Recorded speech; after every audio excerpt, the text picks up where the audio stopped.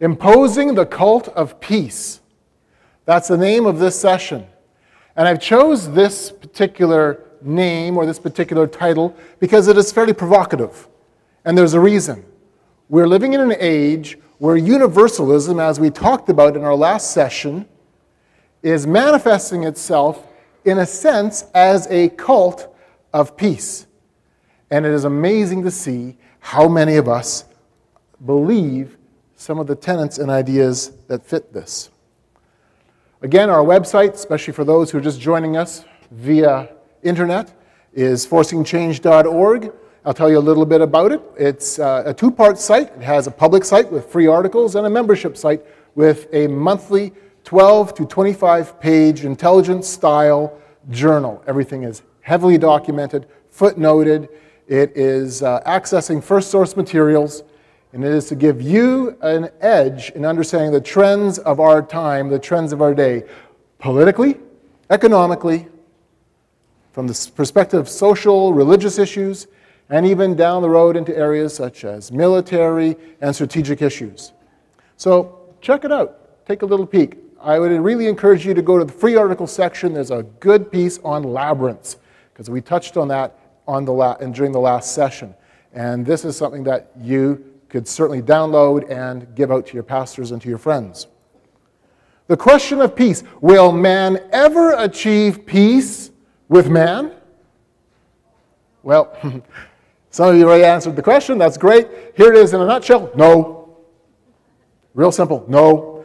And that concludes my speech, ladies and gentlemen. Seriously, this is what we have been longing for. This is what society wants. This is what our world craves, that man can have peace with man. Well, let's take a look at some passages. Psalm 34:14 says this, "Turn from evil and do good, seek peace and pursue it." The very fact that we can't have peace man to man does not mean that we are to ignore peace. We are called to pursue peace. Proverbs 23:23, "Buy the truth and do not sell it. Get wisdom, discipline, and understanding." Okay, there's a charge for you. Right there is a charge for you to be active in pursuing wisdom, knowledge, discipline, godly wisdom through His Word. It is active. You are to be active. Finally, in Zechariah 8:19, "This is what the Lord Almighty says, love, truth, and peace." So today, we'll be looking at peace. The whole world wants peace. Everybody wants peace. If you flip on the television, what will you be seeing? Wars, rumors of wars, conflict, strife, bloodshed, fire, the ravages of man against man. You see this over and over and over again. We are entrenched with violence because we have a sinful nature that loves violence. We are a people of greed and sin, and it is played out in some of the most bloodiest, catastrophic ways imaginable. We want peace. The world wants peace. Last century was the bloodiest century in human history. Nothing else has come remotely close to what we've experienced in the last 100 or so years. Some of you are of the age that you've, as young people, lived through the ravages of World War II and listened to the radio or read the newspaper of the day or talked to veterans when they came home. Some of you in this room may be veterans as well.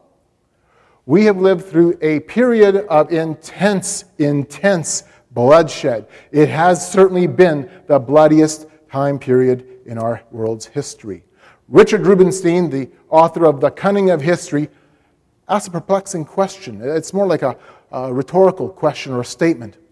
Something happened in the 20th century that made it morally and psychologically possible to realize dreams of destructiveness that had previously been confined to fantasy. No century in human history can match a 20th in sheer numbers of human beings slaughtered. He's right. So we have a motto. We have a global motto We have a standard that we proclaim. Give peace a chance. Songs are sung. We have theatrical productions that promote this.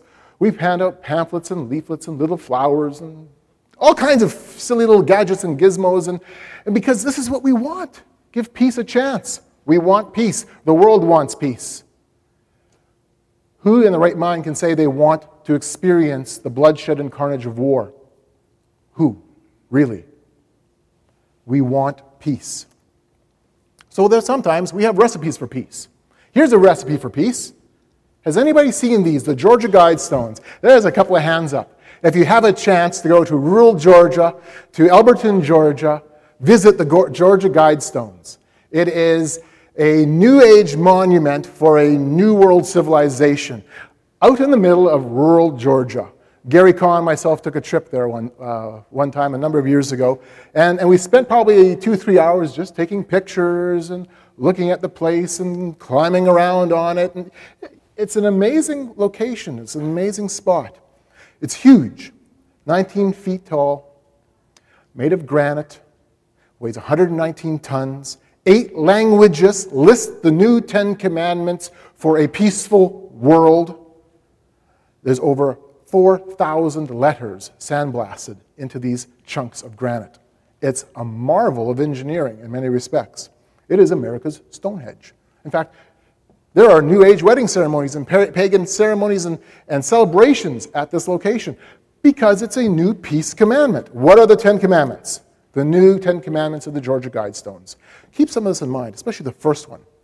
Maintain humanity under 500 million in perpetual balance with nature. Think about that, folks. How many people are alive on planet Earth today? Yes, 6 billion. That's a lot of folks we have to make sure don't exist. Guide reproduction wisely. Improve fitness and diversity. Almost sounds a little bit like eugenics. Unite humanity with a living new language. Rule, passion, faith, tradition, and all things with tempered reason. Well, we had a presentation 2 hours ago on religious universalism, and fundamental Christianity doesn't quite fit into that framework, does it? It is intolerant. It is not ruled with the reason of the world, is it? So I'm not sure that we really fit under that, do we? Rule, passion, faith, tradition, and all things with tempered reason. Protect people and nations with fair laws and just courts. Protect people and nations. We're talking about something supranational, something beyond just your nation state. Let all nations rule internally, resolving external disputes in a world court. Avoid petty laws and useless officials. Amen to that. I have no problem with that one. They could have repeated that one 10 times. I would have felt good about it. But yes, I can agree. Most folks, I'm sure, could agree. Balance personal rights with social duties. You're really accountable to the greater whole. It takes a village, doesn't it? Prize truth, beauty, love, seeking harmony with the infinite. Be not a cancer on the earth. Leave room for nature. Leave room for nature. Here's a recipe for world peace. Here's a recipe book, carved in granite, sitting in the middle of rural Georgia. There's a connection, by the way, between peace, war, and religion. And I want to show you this correlation. It's amazing how many times you will hear the statement, even from Christians, that religion has caused more wars and sufferings than any other cause or any other reason in human history. Here's a little cartoon that expresses it quite well. Soldier with his bloody sword has his arm around a religious leader. Sigh, where would I be without you? How many here have heard or seen or somehow caught the expression of what is being shown here? That religion is to blame. Yes, hands go up. Ken Wilber, a contributor to BeliefNet, wrote this. Throughout history, religion has been the single greatest source of human-caused war, suffering, and misery. In the name of God, more suffering has been inflicted than by any other man-made cause. For every year of peace in humankind's history, there have been 14 years of war, 90% of which have been fought either because of or under the banner of God by whatever name. Is that true? Is that statement correct? Think about it. Think about it. Richard Dawkins, one of the most outspoken new evangelists for atheism, wrote this in his book, The God Delusion. A war might be motivated by economic greed, by political ambition, by ethnic or racial prejudice, by deep grievances or revenge, or by patriotic belief in the destiny of a nation. Even more plausible as a motive for war is an unshakable faith that one's own religion is the only true one. The new atheism of today spouts this constantly. As Christians, as people of religion or faith, you are responsible. This is your fault. You are responsible for wars and bloodshed and suffering. Here's a posting on a BBC News Talking discussion board. Just look around the world today. Religion is the cause of all war and hate. Really. A history professor, Professor Pat Johnson, this is in response to an online discussion regarding this very issue, tells about how he deals with his classroom. He is a part of a small college here in the U.S. This is what he wrote. I challenge my classes to comment on the following statement. Organized religion has caused more suffering, wars, and violence than any other cause. Almost all the students raise their hands in agreement. What constitutes religion? What constitutes religion with what the new atheists are claiming in terms of religion and war? Well, we could say that any belief system constitutes a religion. Atheism constitutes a religion. We could say that any time that a person has a faith in something, I might have a faith in this water bottle, and it becomes my idol, it becomes my God, it constitutes the religion of the water bottle. But the reality of it here is we have to define religion carefully, because if we don't, it becomes a meaningless word. If all things are religion, then nothing is religion. So we have to define it properly. Religion in this context is always being referred to as classical religion. We're talking about Christianity, Buddhism, Hinduism, Islam, the classical religions that are global in scope. We're not talking about atheism. We have to take that out of context because they are. We're going to play by their rule. I have no problem with playing by their rules on this game. None at all. So we're talking about classical Christian faith, or we're talking about other classical religious forms. So are they the greatest cause? Is Christianity the greatest cause? Is Hinduism, is religion in the classical sense the greatest cause? I did a bit of research. I did some study. Actually, it took a long time. I determined I needed to find out the answer to this question, and others have as well. And it's very interesting.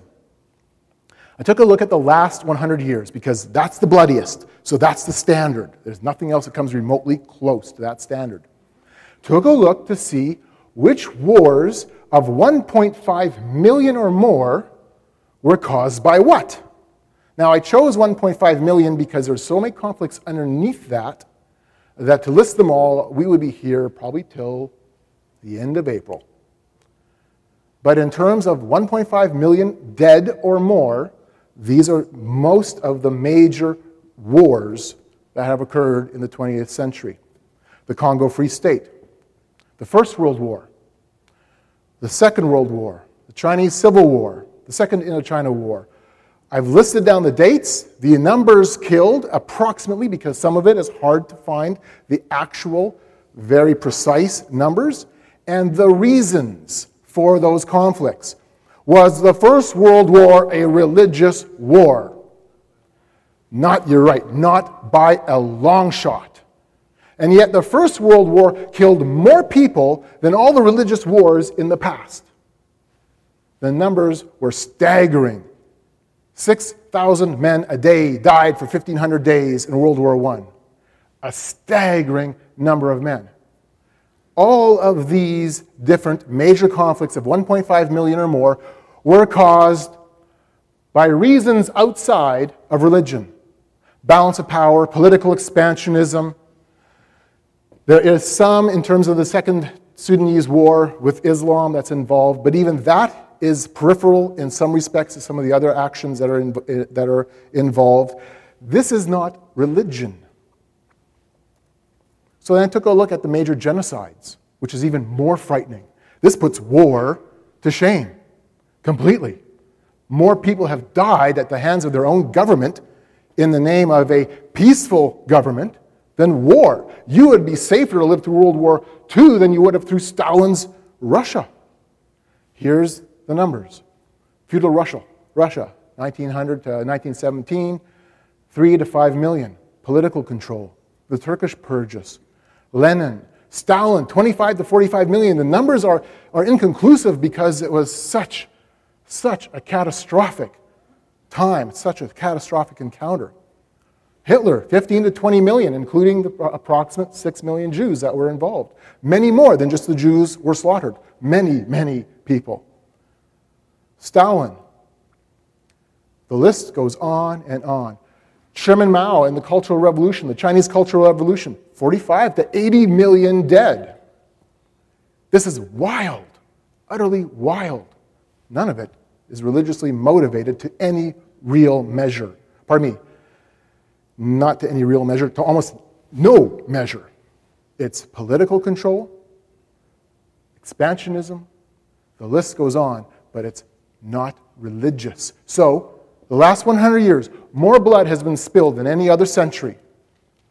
War is caused by religion, isn't it? Strife and conflict has been caused by your classical faith, right? The next time you hear somebody say that, you know better. I have been in shock how many times I have made the statement to see how people would respond. War is caused by religion, or religion is the greatest cause of wars and conflict. And I've had Christians, solid Christians say, you're right.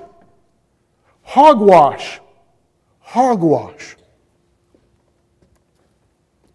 R.J. Rummel, who was a strong peace advocate, ended up realizing that there was something wrong with the statistics. He's a statistician.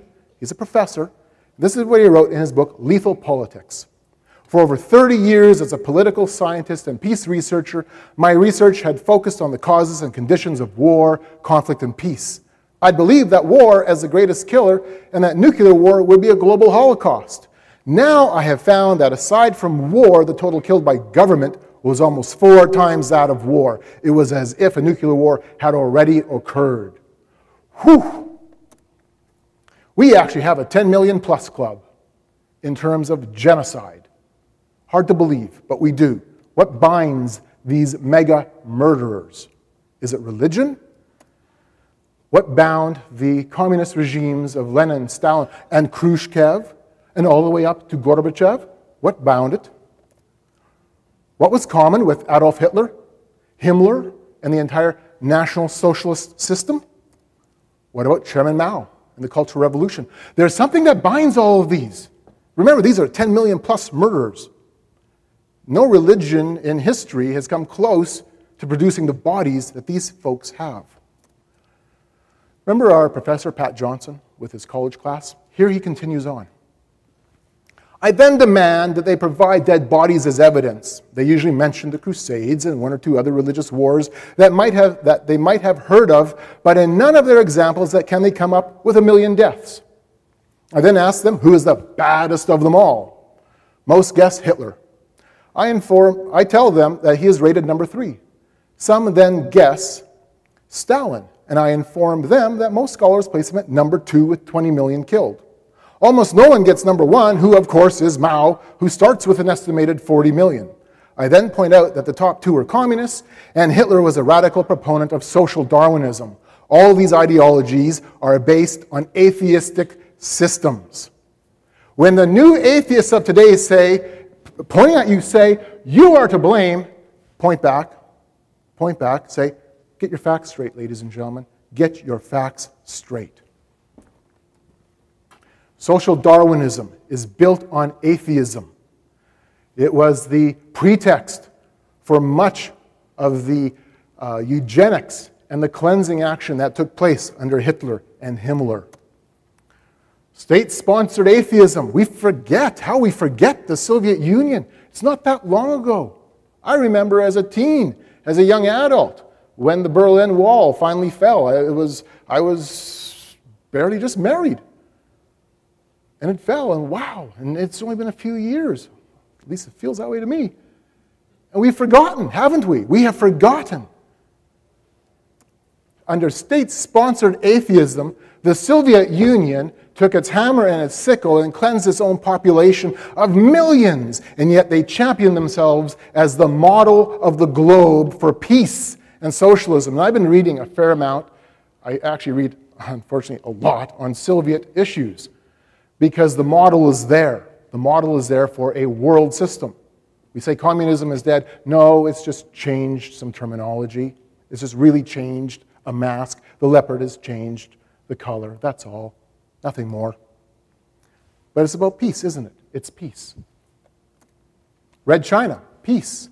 Peace under, again, an atheist, designed and built state system where the state becomes the god and the bodies mount. There is something that binds them, and it's a common creed built on an atheist belief structure. Here's the creed. Peace is the destruction of all opposition. That makes sense. That is the logical extension of an evolutionary atheistic position. Why not? Because you have nothing to respond. You have no response anymore to a higher authority. You are the highest authority, or the state is the highest authority. God is out of the picture. He doesn't exist. Become the animal you are. And then take and institutionalize it into the state. Peace is the destruction of all opposition. But doesn't religion play any part in this? Of course it does. Of course it does. The Crusades, Islam, there's a reason why Islam is called the religion of the sword. A good reason. Yes, it is bloody. Yes, wars have been fought around religion. No question. And for that, especially the ones done in the name of Christianity, it is shameful. It is shameful. At the same time, to the new atheists, be honest. Be honest. If we have to assume the guilt, if we have to assume at least some of the guilt for the horrors that occurred during the Crusades or during any other religious conflict, then you assume the guilt of Stalin. You assume the guilt of Lenin. You assume the guilt of Mao. Tit for tat. Let's play by those rules. Tit for tat. But what happens when society embraces the false idea that religion or Christianity is the cause? What happens to society? A couple of responses. First, there's a blame shift. We end up saying, well, is God to blame? We don't take responsibility for our own actions. We don't take responsibility for our nations. We don't take responsibility for ourselves. We right away say, God is to blame. It's his fault. Then we'll go down and we do the next logical, or take the next logical step. We extend blame to his followers. You're part of the problem. You fundamentalist Christians, you are part of the problem. You bigots, how dare you instill your religious extremism on a world seeking peace? You're not playing on our ball team anymore. You're not part of the program. The blame is extended to us. What's the result? In my country, one of the most evident results in Canada is hate legislation. McGregor Ministries out of British Columbia, a ministry that deals in counter-cults, it deals on proclaiming God's word, has now come under extreme scrutiny, under hate crime legislation and the thinking behind this, and has now found itself being shut down and having to move part of its operation into the US. In my country, Canada, this is a ticking time bomb that's always hanging over pastors' heads, especially if you deal on moral issues. But it's a direct result of the thinking that you are responsible. Second, another response to this dilemma that we end up taking is, we will then say, if religions are the cause, then religions need to pick up the slack and find an answer. We need to come together and have a conclusion to this. We need to somehow develop a way around this problem. We'll shoulder the guilt and find a solution. That's what happens. We'll work together for peace because we're part of the problem. Some powerful symbolism in this. Some amazing symbolism in this ideology of universalism. The idea that somehow religions need to work together in order for world peace, in order to come together and erase strife and conflict. Well, of course, you recognize the peace symbol, the dove, the United Nations symbol with a multitude of religious emblems and logos and symbols around it. The idea that somehow we can come together into one globally, politically unified, religiously unified structure. Here's one that I challenge you to keep your eyes out for.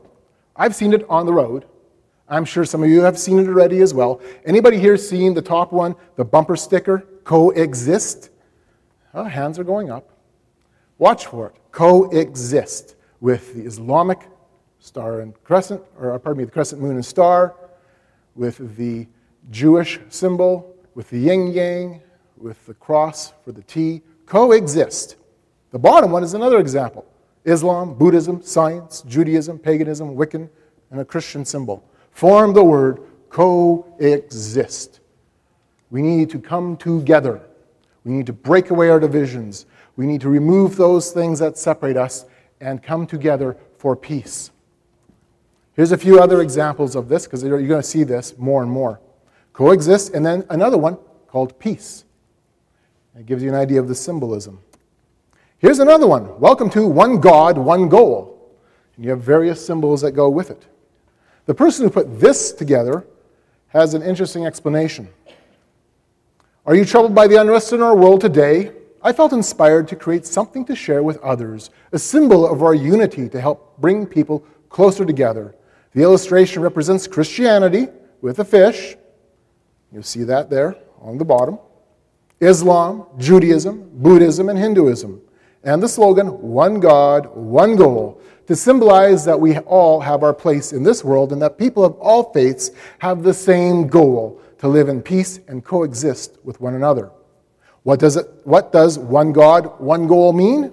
It means there is a creator who made heaven and earth. This one God is the same higher power that is worshipped by all the world's religions and called many different names, i.e. Allah, Lord Buddha, Brahman, the Absolute, God, etc.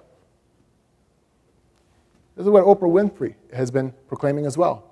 This is what our culture has been proclaiming. This is universalism. The United Nations International Day of Peace is another example of let's bring religions together for a common cause of world peace. In 2006, over 3,500 religious organizations participated globally. The 2007 motto was Rise, Yoga as Peace in Action. And from the International Day of Peace website in 2007, this is what they said. Peace is more than the absence of war. It is about transforming our societies and uniting our global community.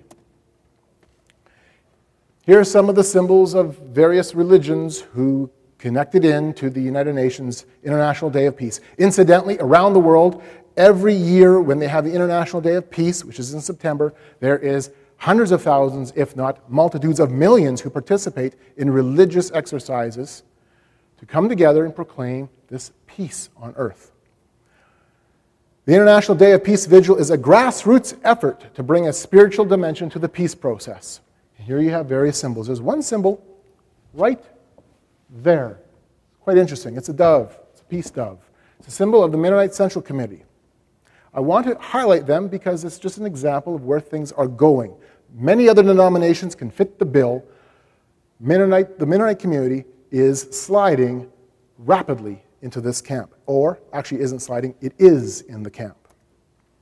International Day of Peace. This is a church bulletin insert from the Mennonite Brethren Church, and for the International Day of Peace, promoting it. We've got to come together. We have to bridge the divides. We have to coexist. Mennonite Central Committee is a Mennonite organization that brings together various Mennonite denominations, or conferences they're called, with the idea of bringing aid and development work into third world nations and acting as a support for development work. However, they tend to link themselves up with Islam, with the Baha'i, with Quakers. They are involved continually with interfaith groups such as the International Day of Peace, the Committee of Religious NGOs at the United Nations, Religions for Peace. The list goes on. Politically, they are members of the Churches for Middle East Peace, which is a very ecumenical organization that is promoting a Palestinian state. And it goes on and on. They are staunch supporters of United Nations empowerment. Their UN liaison office will give you a pamphlet telling you about their support for an empowered United Nations, a strengthened United Nations. In the 2006 annual report, their common vision was peace, justice, and dignity for all people, harmony with God's creation. Blah, blah, blah. Really, that's blah, blah, blah, isn't it? It tells you nothing outside of, it maybe makes you feel good, maybe? The core commitments: promote peace building and education for peace, to promote global education. Some of the special initiatives have included and still include ecology and the environment, and interfaith peace bridge building. Menno Peace. What is Palestine-Israel? This is the Mennonite Central Committee booklet that you can order from their head office in either Akron, Pennsylvania or Winnipeg, Manitoba. Read the book on page 32. It tells you right out, Christians, Jews, and Muslims all believe in the same God.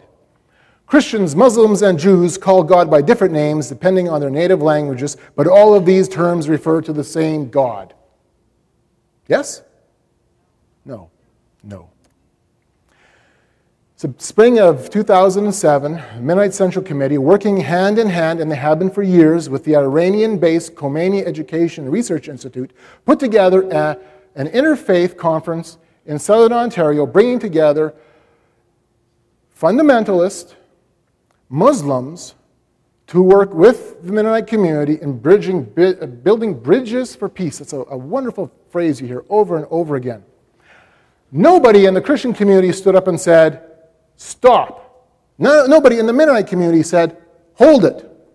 Instead, moderate Muslims in the Toronto area started calling in radio talk shows saying, have nothing to do with the Khomeini Institute. These guys are Nazi Germany's Hitler Youth. That's the phrase that was being thrown around. Even the moderate Muslims were saying, stay far away from these people. These are snakes. And yet, MCC continued to engage them, and still does to this day, and doesn't have a problem, doesn't see the issue. Herald Press, a Mennonite publishing company, published not that long ago, Meeting Our Multi-Faith Neighbors. Not about how to evangelize, but how to just kind of get to know your multi-faith neighbors and how you can dialogue and interact with them. Not about the gospel, though. It's about you just dialoguing for peace. The United Nations Interfaith Cooperation for Peace, a meeting that took place in 2005. Nations got together, non-government organizations got together, religious groups got together for one day. The end result was that they came to the idea of we need to have coexistence of religion. This is a statement that came out of the 2005 meeting. If religions have contributed to the peace of the world, we have also to recognize that they have been used to create division and fuel hostilities. Fanaticism and adherence to exclusive ideologies, both religious and secular, have challenged religious communities, governments, and international relations for centuries. It is important that in building our civilizations, we enhance interfaith cooperation among governments, civil societies, and the UN system.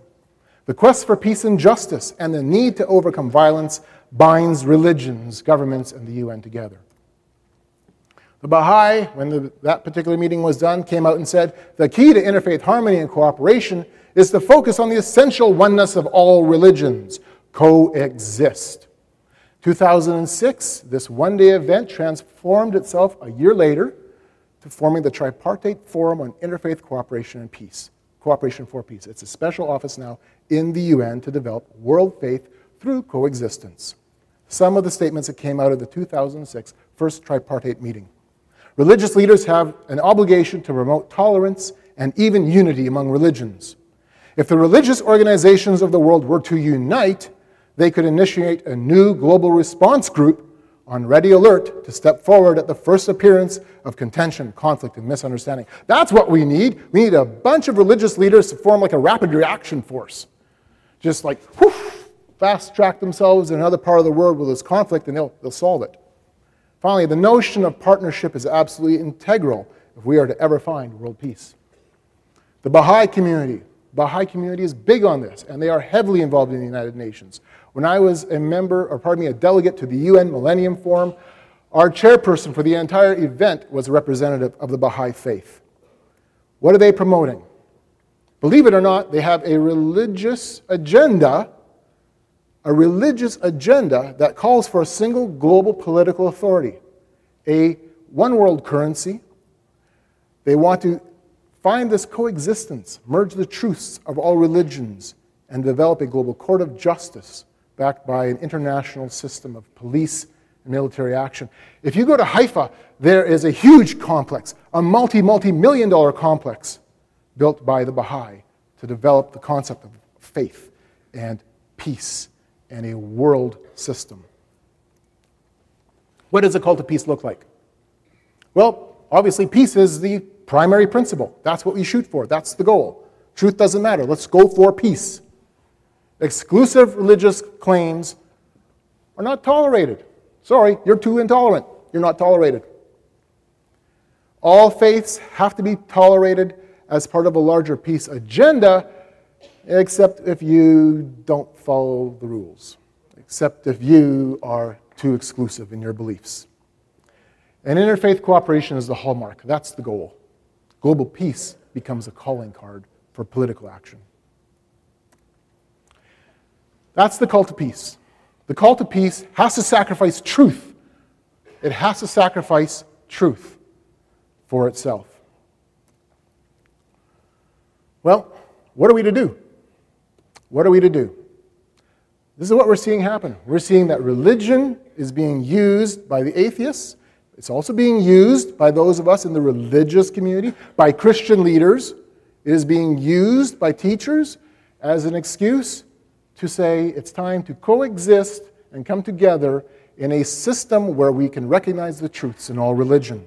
It is fuel for the universal faith. It is the cause. It is the turning point. What are you to do?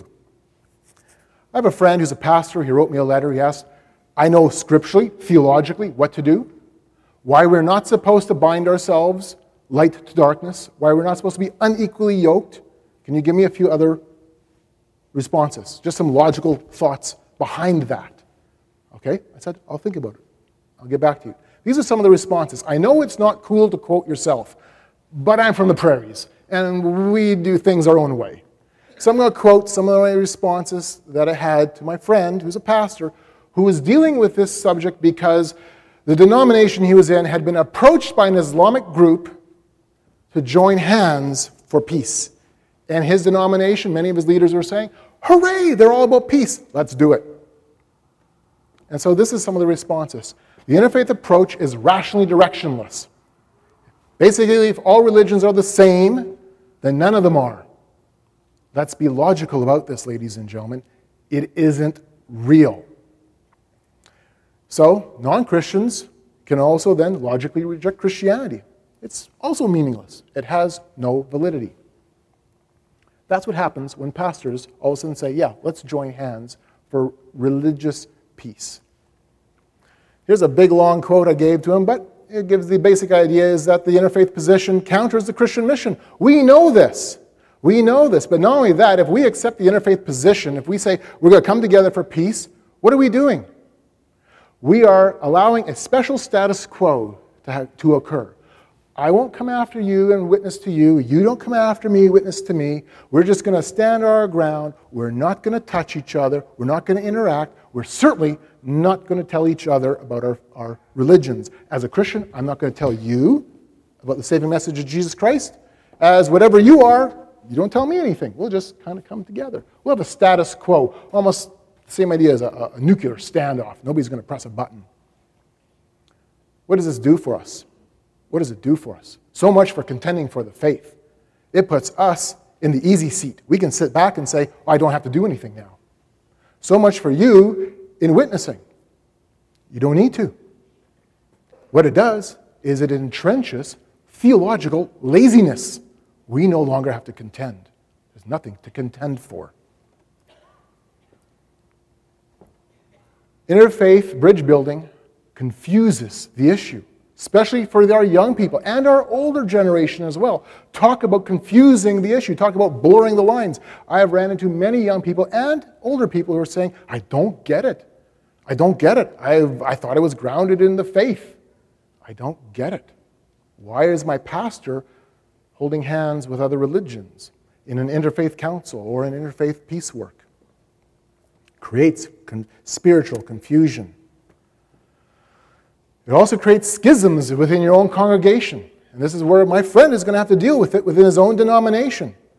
There is going to be a schism that's created. You're splitting these churches, you're splitting these denominations. Things are shattering because somebody stands for the truth, the rest run after error. There's no unity in the body of Christ, is there, at that point? Truth has been sacrificed for unity.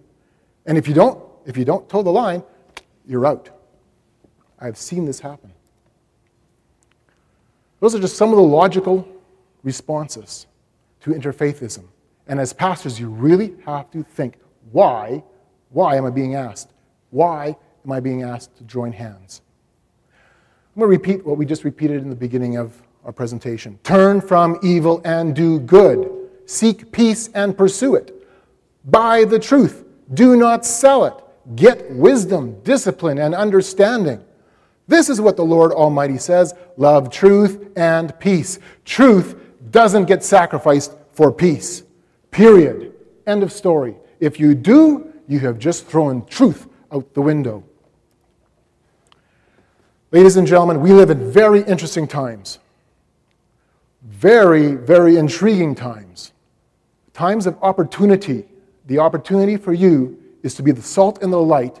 You are called to be ambassadors for Jesus Christ to a lost and dying world. You know how to respond now to the atheist who throws it in your face. Religion is the cause of war. You also understand what is happening in terms of our own churches. It's time that we stand as brothers and sisters in Christ, as ambassadors for Jesus Christ, be the salt and the light to a lost and dying world.